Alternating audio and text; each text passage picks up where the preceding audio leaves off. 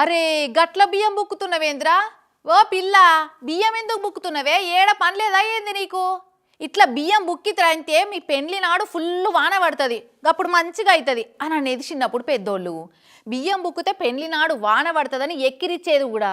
గీ పిల్లగాడు బాగానే బియ్యం బుక్కినట్టున్నాడు. పెండ్లి మండపానికి పోయేటందుకు పిల్లగాడు ఎంత తిప్పలు పడ్డాడో చూడుర్రి.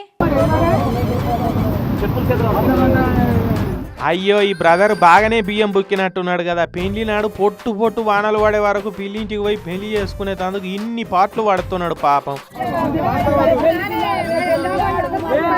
కరీంనగర్ దగ్గర ఉన్న గన్నేరు వరం కాడైంది ఈ ముచ్చట.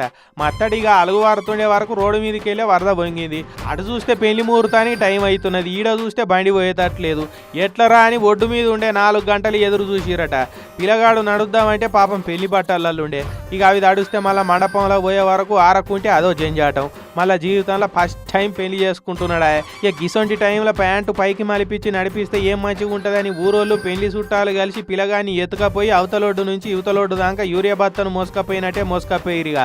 మొత్తానికైతే వరద దాటిచ్చే వరకు పిల్లగాని కళ్ళల్లా అమ్మయ్య ఇక నా పెళ్లికేం విఘ్నాలు లెవ్విగా అనుకుంటా 1000 ట్రాన్స్ఫారంలా ఎలుగు కనిపించింది అనుకో రాదురి.